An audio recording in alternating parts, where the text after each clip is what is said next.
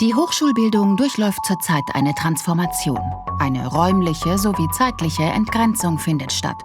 Die Studierenden können immer und überall auf digitale Lernangebote wie zum Beispiel Videos zugreifen. Videos modernisieren die Lehre, vermitteln Inhalte bisweilen spielerisch und erklären komplexe Sachverhalte angeblich besser, als es bisher an der Wandtafel möglich war. Wie viel ist an diesem Fortschrittsnarrativ wirklich dran? Ist der Einsatz von Videos in der Lehre immer sinnvoll? Was könnte unter einer Mediendidaktik des 21. Jahrhunderts verstanden werden? Ein zentraler Aspekt ist, dass die eingesetzten Medien das Bildungsziel auch wirklich unterstützen. Nur weil man zum Beispiel ein Video im Unterricht einsetzt, heißt das noch nicht, dass dem Lehrenden damit auch gedient ist. So sagte zum Beispiel bereits der Erziehungswissenschaftler Paul Heimann, Sie können den ganzen Unterricht schon von der Struktur her verbauen, wenn Sie eine falsche Medienwahl treffen. Der zielführende Einsatz von Medien wird oft als Medienkompetenz bezeichnet. Zur Medienkompetenz gehört sowohl der Aspekt der Partizipation als auch die Frage nach der Einflechtung der Medien in die Lehrveranstaltung. Das Konzept der partizipativen Mediendidaktik beschreibt eigentlich ein Postulat der Medienkompetenz, das schon seit vielen Jahren gibt.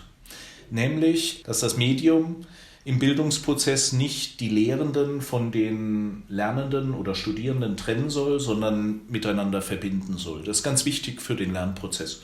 Und die partizipative Mediendidaktik meint eigentlich nichts anderes, als dass Studierende in den Prozess der Medienproduktion mit eingebunden werden sollen. Partizipative Mediendidaktik zielt eigentlich darauf ab, dass Medien nicht etwas Trennendes sind zwischen Lehrpersonen und den Studierenden, sondern etwas Verbindendes, dass man etwas zusammen macht, eine gemeinsame Sprache entwickelt, eine Kommunikationsform. Und im Bildungskontext, wenn man Videos einsetzt, kann das zum Beispiel bedeuten, dass Studierende am Ende der Lehrveranstaltung anstelle einer schriftlichen Arbeit ein Videoprojekt einreichen können. Kommen wir nun zur Einbindung der Videos in die Lehre. Das Medium birgt spezifische didaktische Vorteile.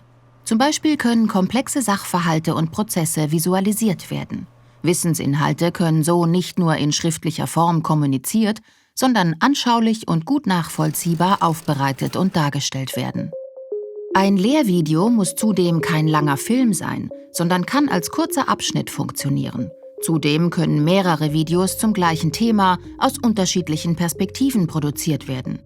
Den Studierenden bietet dies nicht nur die Möglichkeit, unter diversen Erklärungsansätzen jene zu finden, die für sie am besten funktionieren, sondern sie sehen auch, dass dasselbe Thema multiperspektivisch bearbeitet werden kann. Dadurch kann sich der Lerneffekt vergrößern, weil deutlich wird, dass dasselbe Thema in ganz unterschiedlichen Kontexten relevant sein kann. Die Erziehungspsychologen Schneider und Preckel haben die bisher systematischste und umfassendste Überblicksstudie zur Hochschullehre durchgeführt. Dabei fanden sie heraus, dass die Technologie an sich im Vergleich zu anderen Faktoren einen eher geringen Effekt auf die akademische Leistung hat. Online-Lernen und Präsenzunterricht sind ähnlich effektiv, während jedoch Blended Learning effektiver ist als reiner Präsenzunterricht. So sollte die Hochschullehre wohl auch zukünftig nicht ausschließlich online stattfinden. Didaktische Konzepte, die theoretische Sachverhalte und Wissensinhalte online auslagern und die wertvolle Präsenzzeit für soziales Lernen und für den Austausch nutzen, wie beispielsweise Blended Learning oder Flipped Classroom, sind in dieser Hinsicht die aussichtsreichste Zukunftsprognose für die Hochschullehre. Zusammenfassend: Ob Video, Hellraumprojektor oder Virtual Reality, wenn das Medium nur zum Einsatz kommt, weil es en vogue ist, können die Studierenden wenig davon profitieren. Wird das Medium jedoch reflektiert, kompetent sowie zielgerecht genutzt, können die medienspezifischen Vorteile herauskristallisiert werden. Dafür müssen sich die Lehrpersonen zunächst über das Medium informieren. In einem zweiten Schritt ist es dann möglich, mit den Studierenden gemeinsam über dieses Medium einen Sachverhalt zu erarbeiten.